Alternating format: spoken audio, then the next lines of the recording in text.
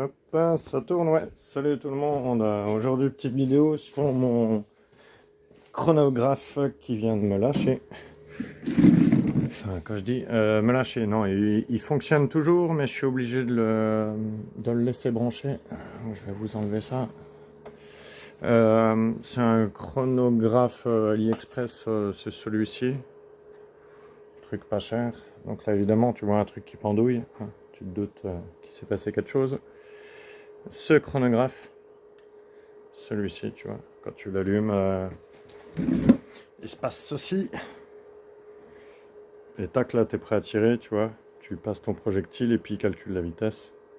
Donc là, évidemment, il me met erreur parce que mon doigt, il n'est pas assez grand pour aller de l'autre côté, là-bas. Donc je vais te montrer vite fait comment ça se passe. L'accumulateur est dedans.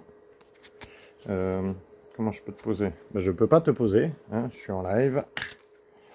Donc, d'origine, tu as ceci comme composant.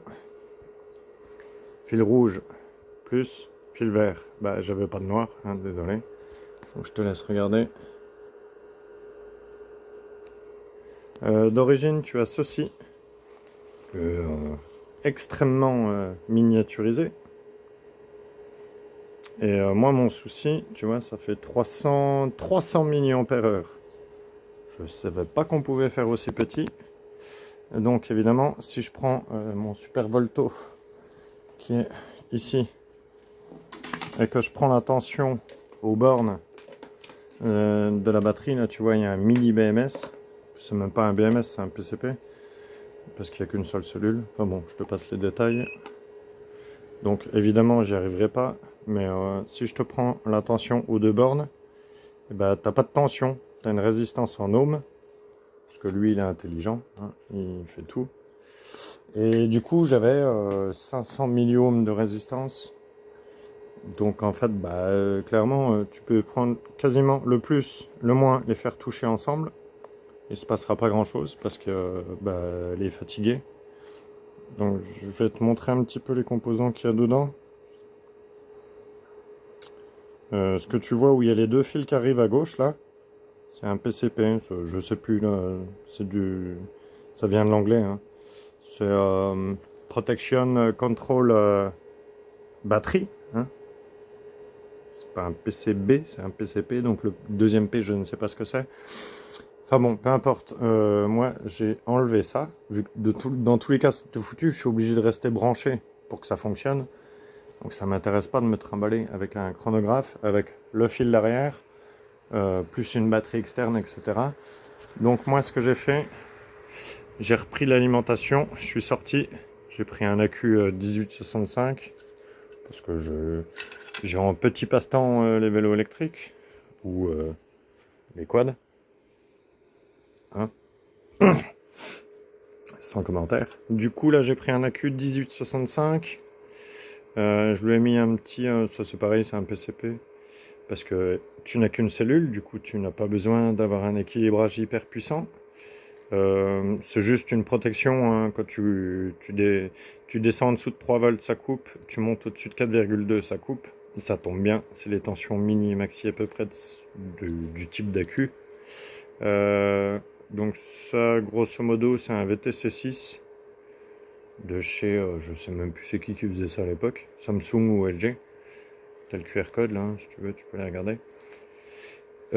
Du coup, ça fait 3000 mAh environ. 300. 3000. Donc en gros, bah, là, je viens de passer la capacité x10. C'était même pas l'histoire de capacité, c'était juste que bah, ça fonctionnait pas sans chargeur. Je vais te l'éteindre. Je vais rallumer. Évidemment, il y a un couvercle. Moi, j'ai fait une encoche là-bas au fond. Je sais pas si tu la vois. J'ai fait une encoche au fond pour pouvoir repasser mes fils et refermer le couvercle.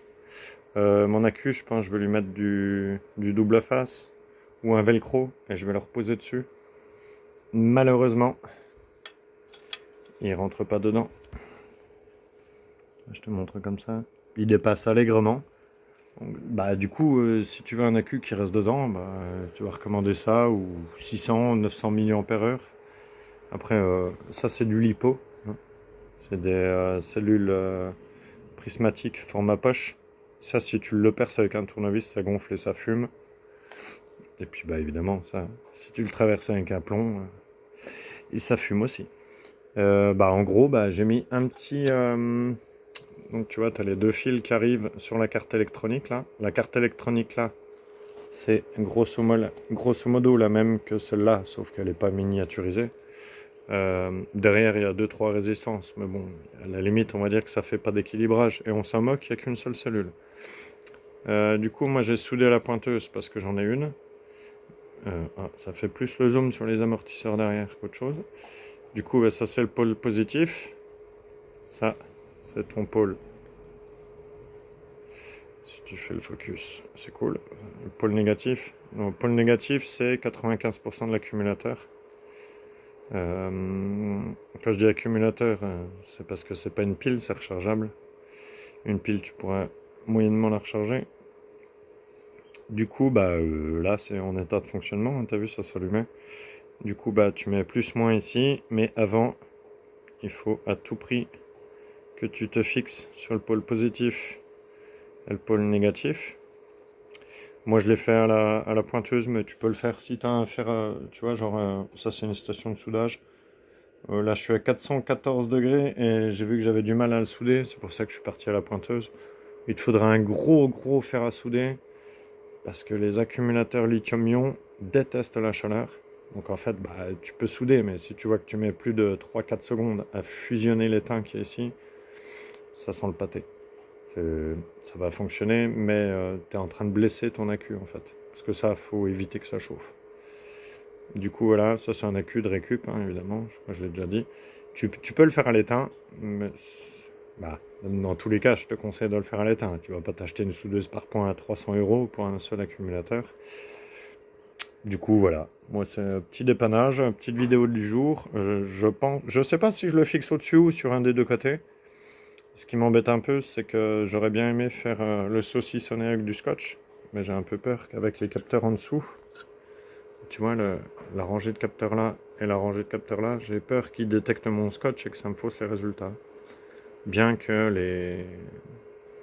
les détecteurs soient surélevés ici. Je vais essayer, hein, je vais mettre du scotch, on verra bien. Voilà, petite vidéo du jour. Il fonctionnait plus, hein, enfin, il fonctionnait. Mais j'étais obligé de le laisser brancher, donc c'était ultra embêtant.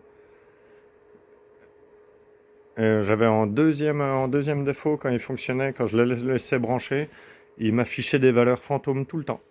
Donc tu passais de 100 mètres secondes à 400 mètres secondes, tout le temps, il affichait des valeurs en étant alimenté. En théorie, bah écoute, là, ça devrait fonctionner. Je vais le passer, je vais essayer de le passer au chrony avec une carabine à 32 joules, vendue pour 32 joules en 2010. Donc on va bien voir ce qu'elle sort. Bah, c'est d'ailleurs pour ça que je fais la vidéo, parce que je me suis rendu compte qu'il fonctionnait plus. C'est toujours pareil, quand on a besoin, ça fonctionne plus. Du coup là c'est réparé, on a augmenté la capacité par 10. C'était même pas histoire d'augmenter la capacité, c'était juste histoire que ça fonctionne sans batterie externe. Donc bah voici ma nouvelle batterie externe, x10 par rapport à ça. Ils sont même 300 mAh. Quand je m'en servais, ils tombaient pas en panne parce que tu t'en sers 10 minutes, tu vois. Allez voilà. Allez, fin de la vidéo, mettez un pouce bleu si ça vous a plu. Et puis si vous êtes en panne avec votre chronographe, eh ben vous penserez à moi. Allez, ciao ciao.